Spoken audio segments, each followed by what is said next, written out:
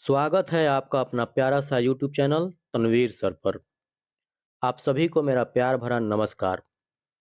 मेरे प्रिय साथियों, आज हम लोग एसएसटी या ईवीएस यानी एक तरह से आप दोनों से कह सकते हैं।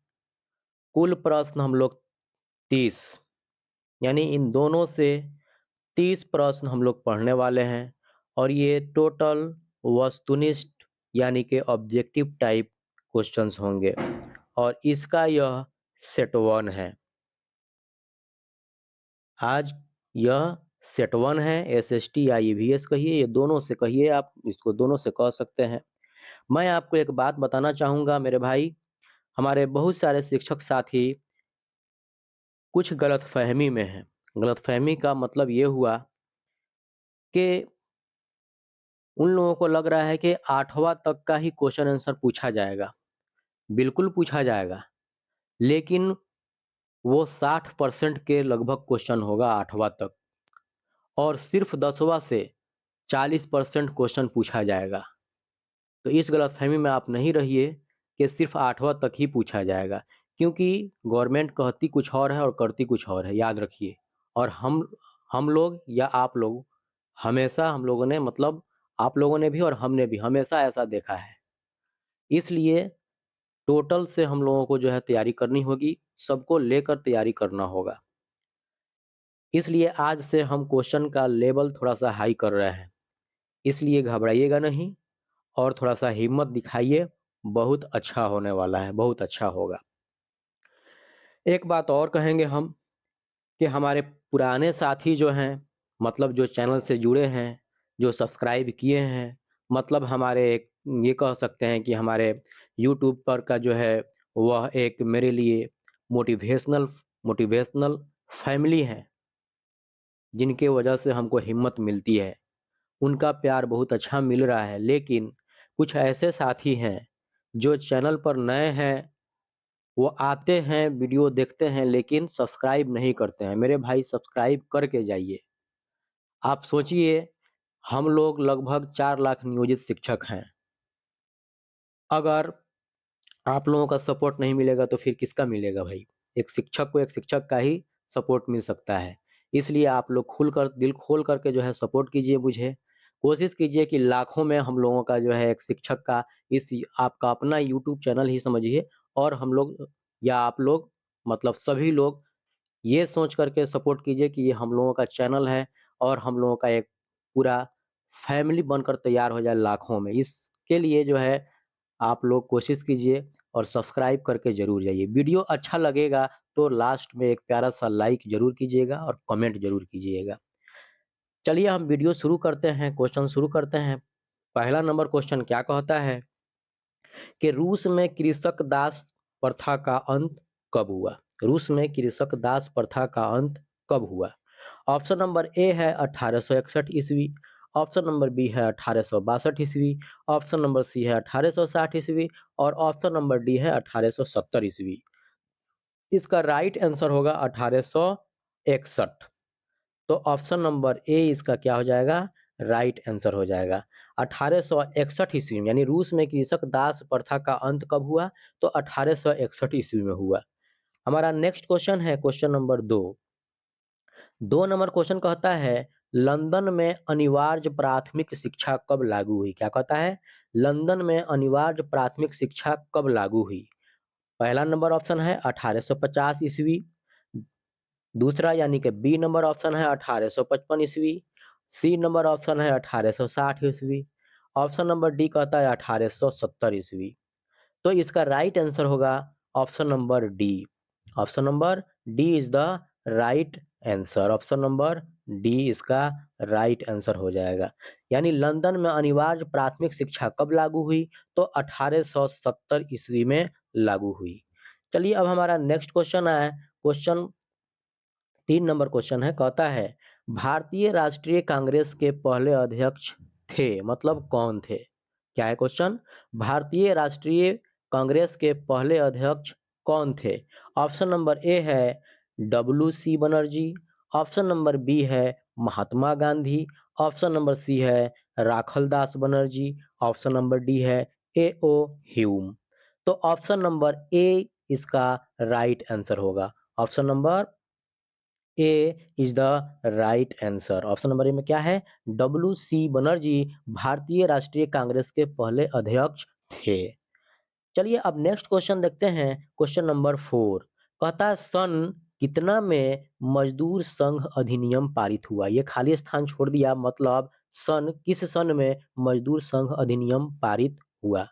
ध्यान देंगे। ऑप्शन ए कहता है 1924 ईस्वी, ऑप्शन बी कहता है 1925 ईस्वी, ऑप्शन नंबर सी कहता है 1926 ईस्वी, ऑप्शन नंबर डी कहता है 1927 ईस्वी।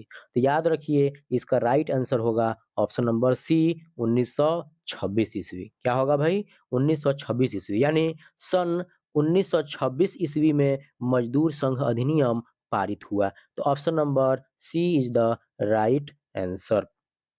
चलिए अब हमारा नेक्स्ट क्वेश्चन है क्वेश्चन नंबर 5। 5 नंबर क्वेश्चन कहता है काली मृदा का दूसरा नाम क्या है? क्या क्वेश्चन कहता है भाई? काली मृदा का दूसरा नाम क्या है? ऑप्शन नंबर ए कहता है बलुई मृदा, ऑप्शन नंबर बी कहता है रेगुर मृदा, ऑप्शन नंबर सी कहता है लाल मृदा और ऑप्शन नंबर डी कहता है पर्वतीय मृदा।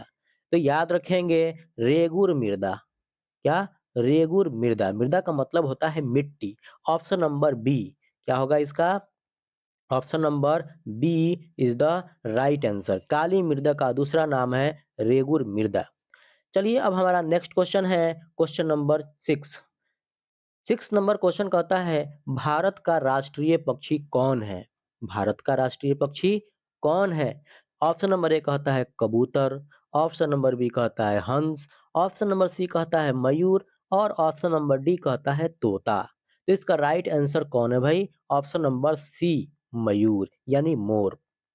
Option number C is the right answer, यानी भारत का राष्ट्रीय पक्षी मोर है यानी मयूर। चलिए हमारा नेक्स्ट क्वेश्चन है क्वेश्चन नंबर 7। 7 नंबर क्वेश्चन कहता है ऊर्जा संकट से बचने के लिए प्रथमतः ऊर्जा के खाली स्थान में मितव्ययिता यानी मितव्ययिता बरती जाए। ऊर्जा संकट के से बचने के लिए प्रथमतः ऊर्जा के खाली स्थान मतलब इनमें से किसके लिए जो है मितव्ययिता बरती जाए? ऑप्शन नंबर ए कहता है दुरुपयोग, दुरुपयोग में, ऑप्शन नंबर बी कहता है सदुपयोग, ऑप्शन नंबर सी कहता है दोनों, ऑप्शन नंबर डी कहता है कोई नहीं। तो दुरुपयोग तो बिल्कुल नहीं करना है भाई। तो option number B is the right answer, सदुपयोग। Option number B is the right answer. इसका सही आंसर होगा सदुपयोग, यानी ऊर्जा संकट से बचने के लिए प्रथमतः ऊर्जा के रूप में यानी ऊर्जा के सदुपयोग में मितव्ययिता बरती जानी चाहिए। चलिए हमारा नेक्स्ट क्वेश्चन है क्वेश्चन नंबर 8। 8 नंबर क्वेश्चन कहता है भाखड़ा नांगल परियोजना खाली स्थान नदी पर स्थित है, यानी भाखड़ा नांगल परियोजना किस नदी पर स्थित है? ऑप्शन नंबर ए दिया है रावी, ऑप्शन नंबर बी दिया है सतलज, ऑप्शन नंबर सी दिया है गंगा और ऑप्शन नंबर डी दिया है झेलम। तो याद रखिए option number B is the right answer. इसका सही आंसर क्या होगा भाई? ऑप्शन नंबर बी होगा सतलज। यही इसका क्या होगा हो जाएगा आंसर हो जाएगा, यानी भाखड़ा नांगल परियोजना सतलज नदी पर स्थित है। किस नदी पर स्थित है भाई? सतलज नदी पर स्थित है। चलिए अब हम नेक्स्ट क्वेश्चन देखते हैं क्वेश्चन नंबर 9। 9 नंबर क्वेश्चन कहता है निम्नलिखित व्यक्तियों में कौन लोकतंत्र में रंगभेदी के विरोधी नहीं थे? याद रखिए क्वेश्चन कहता है निम्नलिखित व्यक्तियों में कौन लोकतंत्र में रंगभेदी के विरोधी नहीं थे? रंगभेदी के विरोधी नहीं थे। ऑप्शन नंबर ए कहता है King Martin Luther, option number B कहता है Mahatma Gandhi, option number C कहता है ओलंपिक धावक टॉमी स्मिथ एवं जॉन कार्लोस। तो इसका ऑप्शन नंबर सी सही आंसर हो जाएगा। ऑप्शन नंबर सी इसका सही आंसर होगा कि ओलंपिक धावक टॉमी स्मिथ एवं जॉन कार्लोस लोकतंत्र में रंगभेदी के विरोधी नहीं थे। यही इसका क्या हो जाएगा? सही आंसर हो जाएगा ऑप्शन नंबर सी। चलिए अब हमारा नेक्स्ट क्वेश्चन है क्वेश्चन नंबर 10। 10 नंबर क्वेश्चन कहता है बिहार में संपूर्ण क्रांति का नेतृत्व निम्नलिखित में किसने दिया? क्या कहता है क्वेश्चन?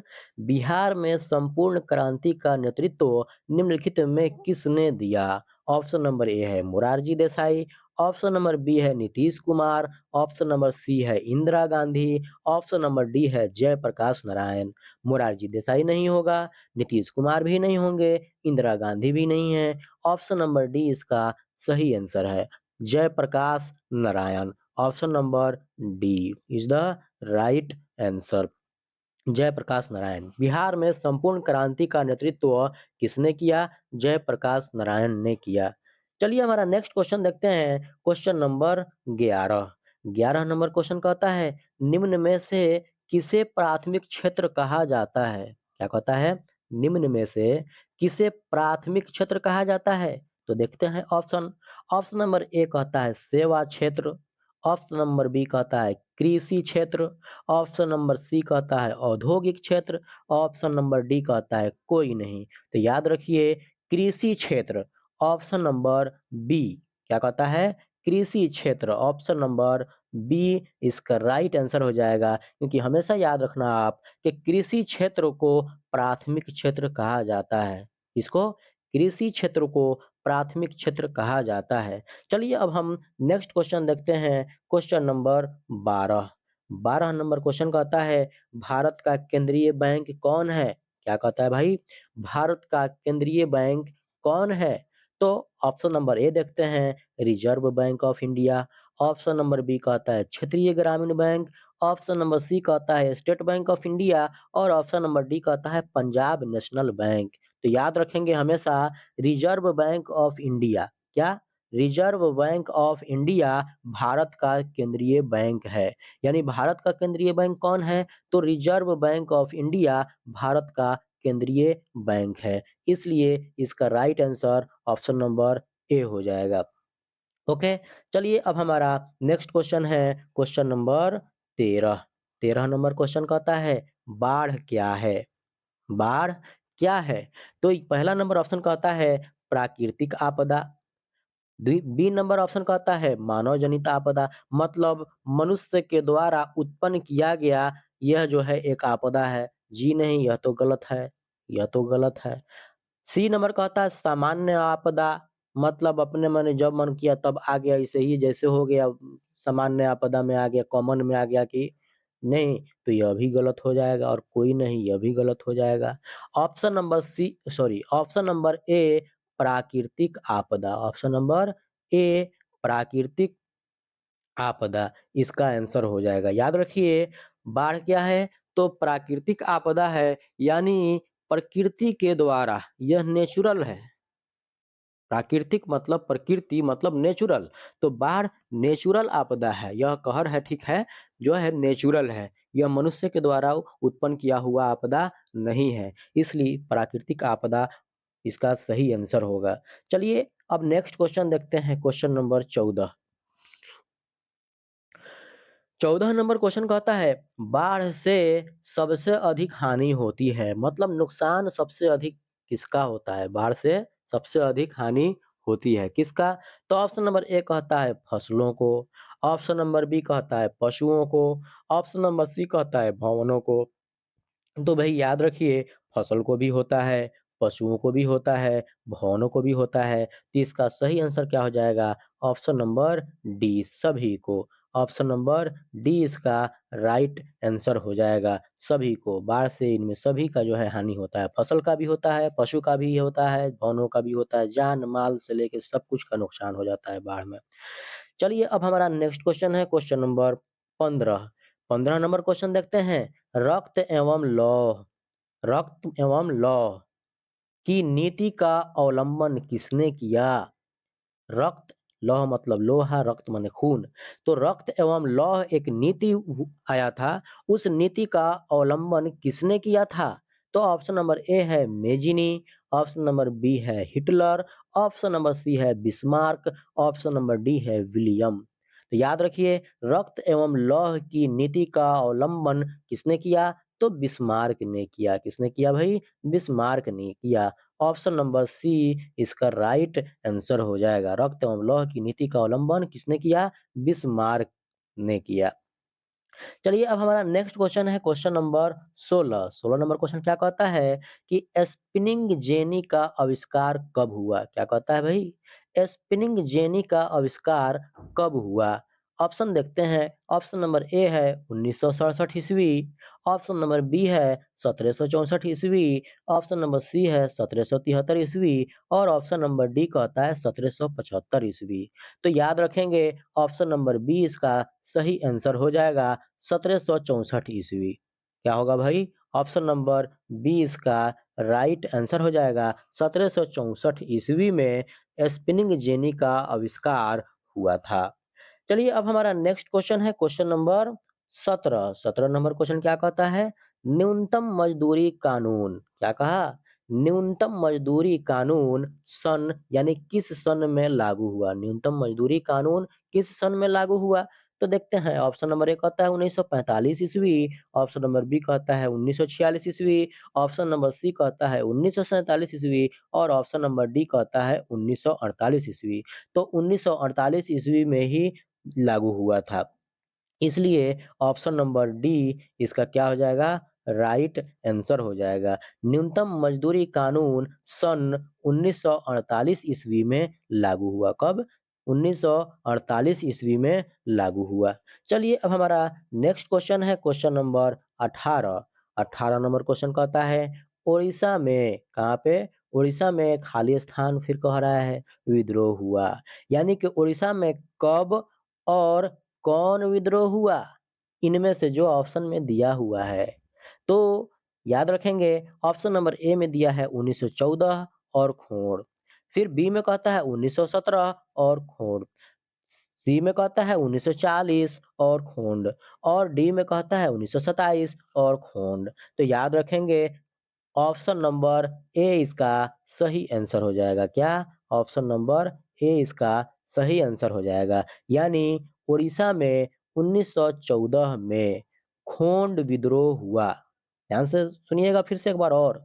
उड़ीसा में 1914 ईस्वी में खोंड विद्रोह हुआ। चलिए अब हम नेक्स्ट क्वेश्चन देखते हैं क्वेश्चन नंबर 19। 19 नंबर क्वेश्चन क्या कहता है? मरुस्थलीय मृदा का विस्तार निम्न में से कहाँ है? क्या कह रहा है?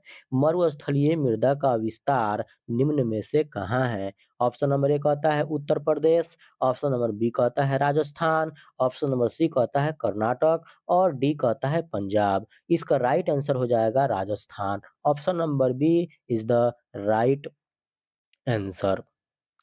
ठीक है? राजस्थान, मरुस्थलीय मृदा का विस्तार कहाँ है भाई? तो राजस्थान में है।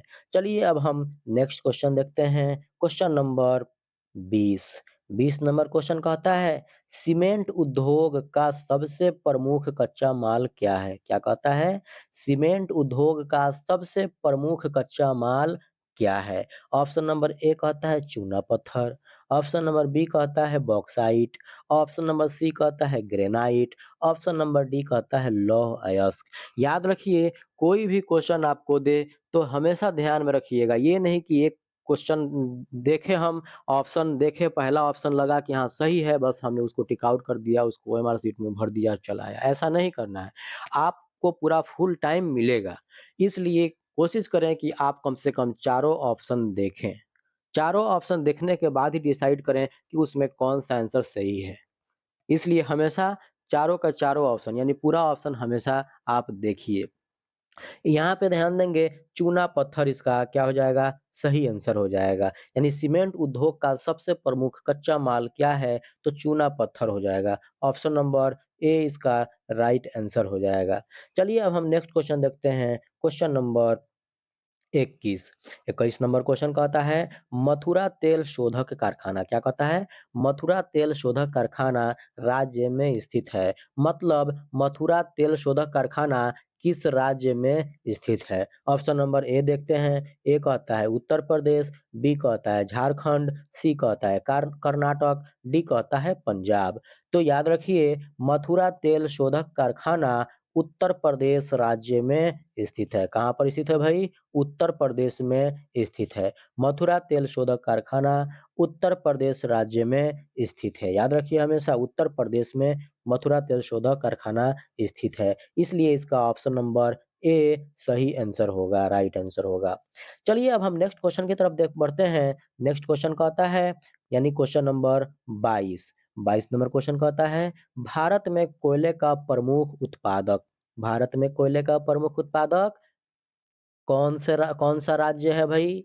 खाली स्थान का मतलब यही है कि कौन सा राज्य है इसमें चारों में से भारत में कोयले का प्रमुख उत्पादक? तो ऑप्शन नंबर ए देखते हैं उत्तर प्रदेश, बी कहता है पंजाब, सी कहता है झारखंड और डी कहता है कर्नाटक। तो इसका राइट आंसर है झारखंड। क्या है? झारखंड। भारत में कोयले का प्रमुख उत्पादक झारखंड राज्य है, इसलिए option number C is the right answer. Bharat में कोयले का प्रमुख उत्पादक कहाँ है? झारखंड राज्य है। चलिए अब हम नेक्स्ट क्वेश्चन की तरफ देखते हैं, क्वेश्चन नंबर 23। 23 नंबर क्वेश्चन क्या कहता है भाई? भारत में हुए 1977 के आम चुनाव में किस पार्टी को बहुमत मिला था? ध्यान दीजिए, क्वेश्चन तो सारे के सारे इंपॉर्टेंट है। यहाँ भी ध्यान दीजिए, भारत में हुए 1977 के आम चुनाव में किस पार्टी को बहुमत मिला था? ऑप्शन नंबर ए कहता है कांग्रेस पार्टी को, ऑप्शन नंबर बी कहता है जनता पार्टी को, ऑप्शन नंबर सी कहता है कम्युनिस्ट पार्टी को और ऑप्शन डी कहता है इनमें से कोई नहीं। तो याद रखिए, जनता पार्टी को मिला था। Option number B, option number B is the right answer. ठीक है? भारत में हुए 1977 के आम चुनाव में जनता पार्टी को बहुमत मिला था, याद रखिएगा। चलिए अब हम नेक्स्ट क्वेश्चन की तरफ बढ़ते हैं, क्वेश्चन नंबर 24। 24 नंबर क्वेश्चन कहता है क्षेत्रवाद की भावना का, क्षेत्रवाद की भावना का एक कुपरिणाम है। क्षेत्रवाद की भावना का एक कुपरिणाम है। चलिए ऑप्शन नंबर ए कहता है अपने क्षेत्र से लगाव, ऑप्शन नंबर बी कहता है राष्ट्रहित, ऑप्शन नंबर सी कहता है राष्ट्रीय एकता और ऑप्शन नंबर डी कहता है अलगाववाद। तो क्षेत्रवाद की भावना का एक कुपरिणाम है अलगाववाद। क्या है भाई? अलगाववाद, यानी कि option number D is the right answer. क्षेत्रवाद की भावना का एक कुपरिणाम है, वह है अलगाववाद, इसलिए इसका राइट आंसर अलगाववाद यानी कि ऑप्शन नंबर डी होगा। चलिए अब हम नेक्स्ट क्वेश्चन देखते हैं, क्वेश्चन नंबर 25।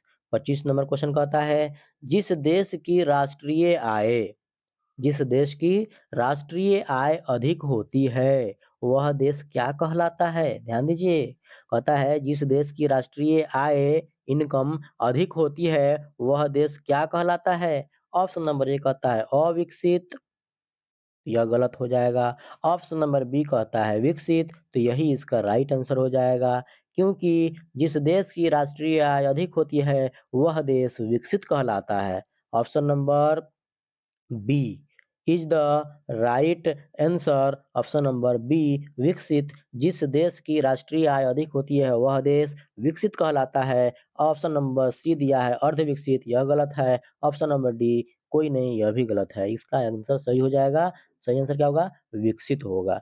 चलिए अब हम नेक्स्ट क्वेश्चन देखते हैं, क्वेश्चन नंबर 26। 26 नंबर क्वेश्चन कहता है, क्या कहता है 26 नंबर क्वेश्चन? तो 26 नंबर क्वेश्चन कहता है प्रत्यक्ष कर, कर का मतलब यहाँ पे टैक्स है। प्रत्यक्ष कर के अंतर्गत निम्न में से किसे शामिल किया जाता है? प्रत्यक्ष कर के अंतर्गत निम्न में से किसे शामिल किया जाता है? कर माने टैक्स।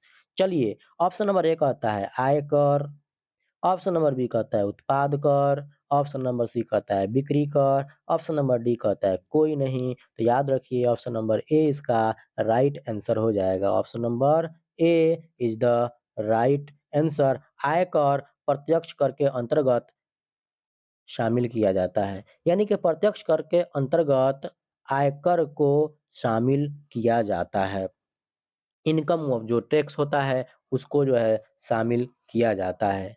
चलिए अब हमारा नेक्स्ट क्वेश्चन है, क्वेश्चन नंबर 27। 27 नंबर क्वेश्चन कहता है इनमें से कौन प्राकृतिक आपदा नहीं है? इनमें से कौन प्राकृतिक आपदा नहीं है? मतलब नेचुरल नहीं है, मतलब प्रकृति के द्वारा उत्पन्न आपदा, आपदा इसमें से नहीं है। भाई सुनामी तो प्राकृतिक आपदा है। ऑप्शन नंबर बी बाढ़ भी प्राकृतिक आपदा है। ऑप्शन नंबर सी भूकंप, भूकंप भी प्राकृतिक आपदा है। ऑप्शन नंबर डी आतंकवाद, यह नहीं है। ध्यान दीजिए क्वेश्चन में कहता है नहीं है, इनमें से कौन प्राकृतिक आपदा नहीं है? तो नहीं में आ जाएगा आतंकवाद। ऑप्शन नंबर डी इसका राइट आंसर हो जाएगा। आतंकवाद इंसानों के द्वारा, मनुष्यों के द्वारा उत्पन्न किया हुआ आपदा होता है, आतंकवाद जिसको हम कहते हैं। है ना? तो इनमें से कौन प्राकृतिक आपदा नहीं है? वह है आतंकवाद इज़ द राइट आंसर। चलिए अब हम नेक्स्ट क्वेश्चन देखते हैं, क्वेश्चन नंबर 28। 28 नंबर क्वेश्चन कहता है, सूखा किस प्रकार की आपदा है? सूखा यानी सुखाड़ जो पड़ता है, तो वह किस प्रकार की आपदा है? तो ऑप्शन नंबर ए कहता है प्राकृतिक आपदा, ऑप्शन नंबर बी कहता है मानव जनित आपदा, ऑप्शन नंबर सी कहता है सामान्य आपदा, ऑप्शन नंबर डी कहता है कोई नहीं। तो सामान्य आपदा भी नहीं है, मनुष्यों के द्वारा भी उत्पन्न किया हुआ आपदा नहीं है, प्राकृतिक आपदा यह नेचुरल आपदा है, नेचर के द्वारा यानी प्रकृति के द्वारा। प्राकृतिक आपदा, तो सूखा किस प्रकार की आपदा है भाई? प्राकृतिक आपदा है। तो ऑप्शन नंबर ए इसका राइट आंसर हो जाएगा। सूखा किस प्रकार की आपदा है? तो सूखा प्राकृतिक आपदा है। चलिए अब हम नेक्स्ट क्वेश्चन की तरफ बढ़ते हैं, क्वेश्चन नंबर 29। 29 नंबर क्वेश्चन कहता है, ब्रेटन वुड्स सम्मेलन, क्या कहता है? ब्रेटन वुड्स सम्मेलन किस वर्ष हुआ? ऑप्शन नंबर ए कहता है 1947, ऑप्शन नंबर बी कहता है 1948, ऑप्शन नंबर सी कहता है 1944 और ऑप्शन नंबर डी कहता है 1952। तो इसका राइट आंसर हो जाएगा option number C 1944। Option number C is the right answer. याद रखिएगा, ब्रेटन वुड्स सम्मेलन 1944 ईस्वी में हुआ। ब्रेटन वुड्स सम्मेलन किस वर्ष हुआ? तो ब्रेटन वुड्स सम्मेलन 1944 ईस्वी में हुआ, वर्ष 1944 में हुआ। चलिए अब हम नेक्स्ट क्वेश्चन की तरफ बढ़ते हैं, क्वेश्चन नंबर 30। 30 नंबर क्वेश्चन क्या कहता है? 30 नंबर क्वेश्चन कहता है, गुटेनबर्ग का जन्म किस देश में हुआ था? गुटेनबर्ग का जन्म किस देश में हुआ था? मेरे प्रिय साथियों, एक बात और मैं बताना भूल गया था, मैं कोशिश करूँगा, हो सकता है कि मंडे से आप लोगों के लिए अब गणित से भी प्रश्न मैं आपको बताऊँ। आपके लिए गणित से भी, मैथ से भी मैं प्रश्न लेकर आऊँ, मैं कोशिश कर रहा हूँ। अगर चाहिए तो कमेंट में, आप कमेंट बॉक्स में कमेंट करके मुझे बताइए, मुझे और हिम्मत मिलेगी। और चैनल पे नए हैं तो प्लीज़ सब्सक्राइब करके ही जाइएगा। आप एक लाइक करके भी जाइएगा, अपने दोस्तों को शेयर भी कीजिएगा, सब्सक्राइब ज़रूर कीजिए। आप मुझे पूरा सपोर्ट कीजिए। आप शिक्षक साथियों का मुझे सपोर्ट नहीं मिलेगा तो फिर किसी का नहीं मिलेगा, याद रखिएगा। एक दूसरे का सपोर्ट कीजिए, यानी शिक्षक साथी हैं, कम से कम हम लोग 4 लाख हैं, तो बनता है इतना कि सपोर्ट करके कम से कम लाखों में हम लोगों का फैमिली मेंबर्स जो है यूट्यूब पर बनाइए। आपका सहयोग का जो है मुझे इंतज़ार है, बस सपोर्ट कीजिए। देखते हैं क्वेश्चन क्या कहता है, गुटेनबर्ग का जन्म किस देश में हुआ?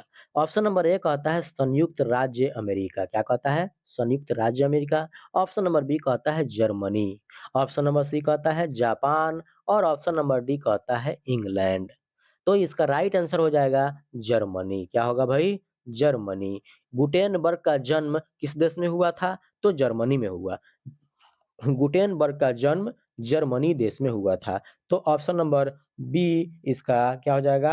राइट आंसर हो जाएगा, यानी कि जर्मनी। गुटेनबर्ग का जन्म जर्मनी देश में हुआ था। आज के सेट में बस इतना ही क्वेश्चन, 30 क्वेश्चन, फिर नेक्स्ट सेट में 30 क्वेश्चन आएगा, यानी इसके लिए जो भी सेट बनेगा, हो सकता है 5-6 सेट बन जाए, तो 5-6 सेट पूरा 30 का 30 सेट जो है 30-30 का क्वेश्चन का सेट होगा। इसलिए और जो है वीडियो देखने के लिए आपका बहुत-बहुत धन्यवाद।